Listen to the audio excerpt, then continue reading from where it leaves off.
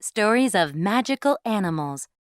As you listen to the story, try reading along in your own book. When you hear this sound, turn the page. Chapter 1. Pegasus.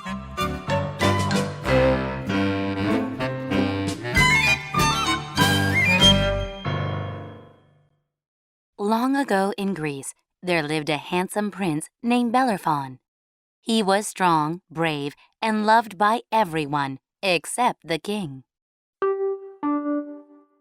The king wanted to get rid of Bellerophon, so he thought up a plan and sent for the prince. "Think you're brave, do you?" he sneered. "We'll soon see about that. You must kill the Chimera, a terrible beast that keeps eating my people." Eager to obey his king, Bellerophon set off to find the monster. On the way, an old lady stopped him. "First, you must catch the winged horse Pegasus," she said. "Find Pegasus, and you will be safe from the beast. Pegasus is strong and swift and flies like a bird." After searching for days, Bellerophon found the horse high up in the mountains. "What a beauty!" he gasped. "I'll never be able to catch him." Pegasus was wild and free, with powerful beating wings. Catching him wouldn't be easy. In a flash of silvery light, the goddess Athene appeared. She held out a golden bridle to Bellerophon. "This is a magic bridle. It will help you catch Pegasus. If you put this over the horse's head, Pegasus will become tame," she said. Bellerophon thanked Athene and hid behind a rock near a river. When Pegasus came to drink, Bellerophon tiptoed out. "Slowly does it." Very quietly, he crept up to Pegasus and slipped the bridle over the horse's head. Startled, Pegasus reared up. "Steady!" said Bellerophon. The horse calmed down, and Bellerophon climbed onto his back. Spreading his wings, Pegasus soared into the sky. As they flew on, the air grew hot, steamy, and smelly. "Ugh, said the prince as he sniffed. that's disgusting! We must be near the Chimera!" They flew down in time to see the beast leaving its cave. The Chimera didn't have just one head. It had two. A goat head with terrible horns and a lion head which breathed fire. Even its tail was an evil-looking snake. It spat at Bellerophon, trying to sting him with poison. Pegasus flew closer, and the prince fired his arrows. The lion roared. Huge flames shot from its mouth. Pegasus rose above the fire, and Bellerophon shot more arrows. They struck the goat head and the snake tail. Then the prince took out his spear and stuck a lump of lead on the end of it. The mouth of the lion head opened wide to roar, and Bellerophon plunged his spear down the lion head's throat.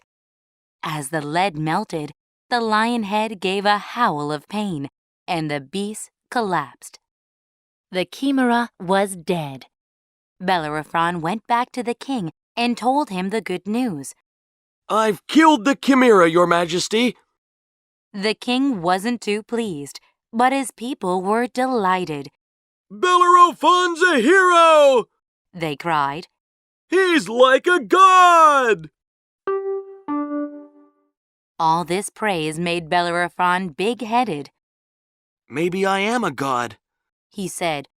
"If I beat the Chimera, I must be." So he flew to Mount Olympus, where the gods lived. "Time to go home."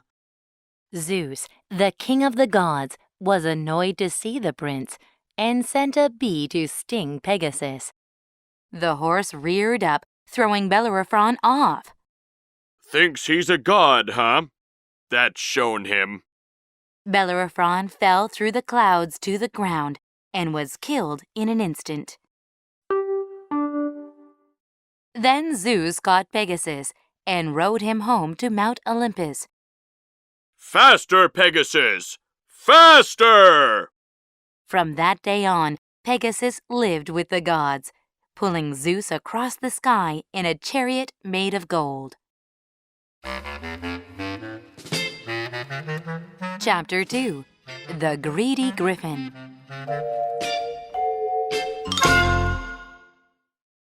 Hassan was a farmer, but the only animals on his farm were his 2 beloved oxen. One day he was working in the fields when suddenly the sky went dark. Hassan looked up. Was it about to rain? But he didn't see a cloud overhead. He saw a griffin. A griffin was a terrifying creature. It had the head and wings of an eagle, but the body of a lion. Swooping down, the griffin snatched up the 2 oxen in its lion claws. Hassan ran away in terror. With a few flaps of its giant wings, the griffin was gone. Back at home, Hassan sat down and wept. There's no hope! He sobbed. The griffin will eat my oxen! I have nothing! His friends tried to cheer him up. We'll go and rescue them. Feeling a little better, Hassan and his friends set off to find the griffin. For hours they climbed higher and higher into the mountains. All at once, Hassan stopped. Oh no! The griffin's eaten him! Maybe the other one's still alive. Higher up the mountain still, they came across what they thought was a strange plant. What a funny tree! Said one of the men. Hassan shook his head. It's not a tree! He said. It's a griffin's feather! Just then, they heard a loud noise.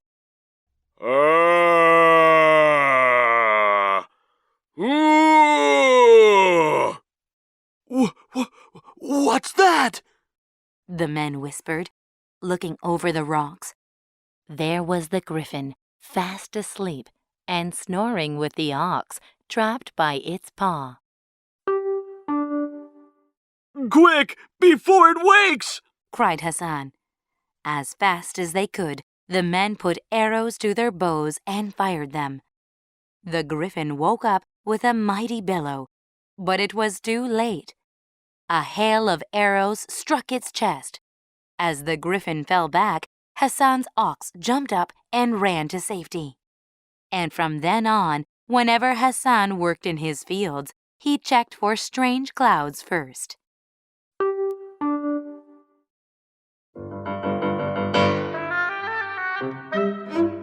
Chapter 3. The Evil Cockatrice.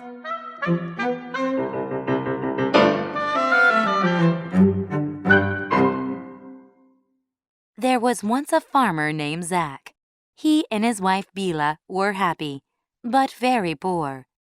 Their only animals were a few hens and a rooster. One day, the rooster began running around and around in circles, while crowing loudly. Bila, come and look at this! Called Zach.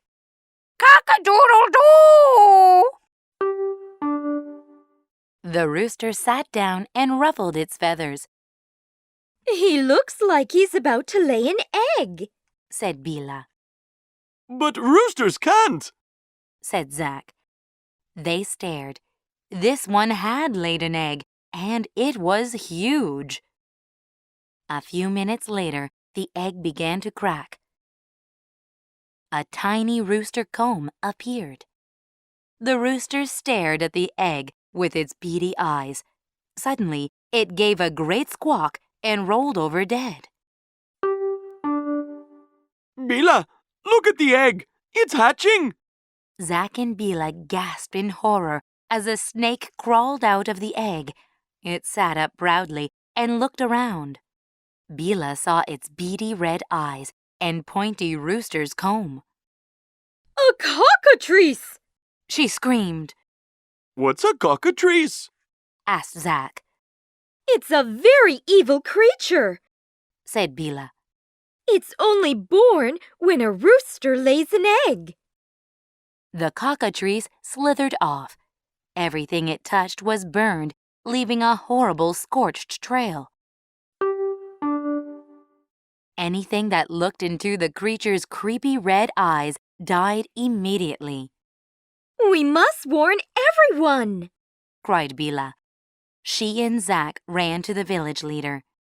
The cockatrice is dangerous! The village leader sent a brave soldier to kill the cockatrice. The soldier wore a helmet to protect his eyes and blindfolded his horse, too. We'll catch the nasty beast.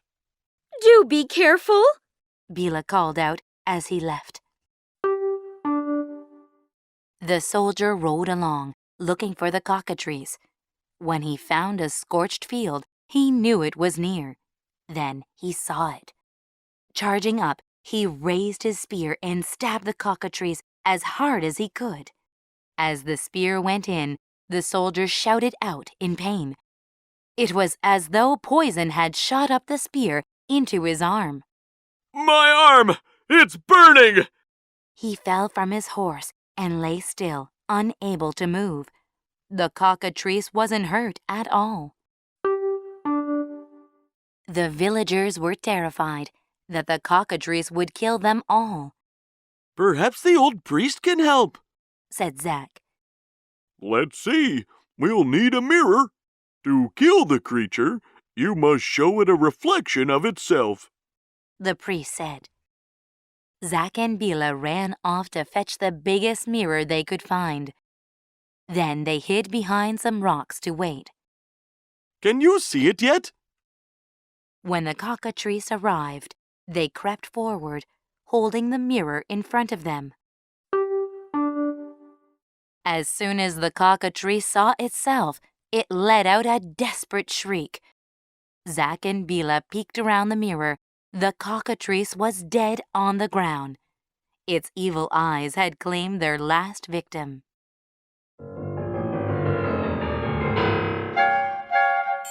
Chapter 4.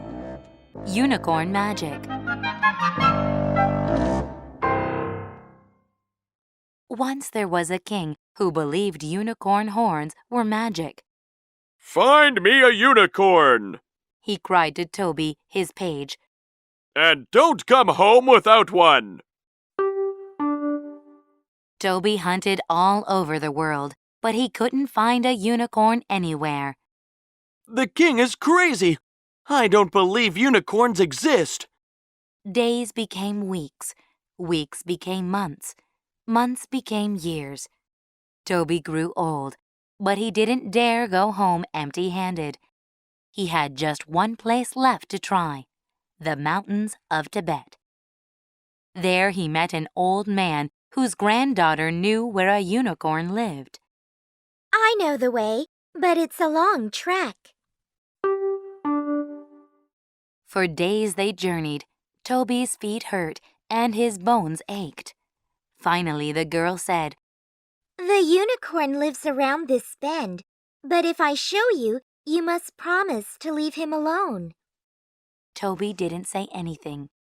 There in front of them was a unicorn. At last, he could go home. But Toby went home alone. Even if the king was angry, he couldn't touch the unicorn. When Toby told the king, he was shaking with fear. Oh, well, Said the king. if I can't have a real unicorn, I'll put them on my banner. No, you might have thought of that before. Said Toby, but he said it to himself.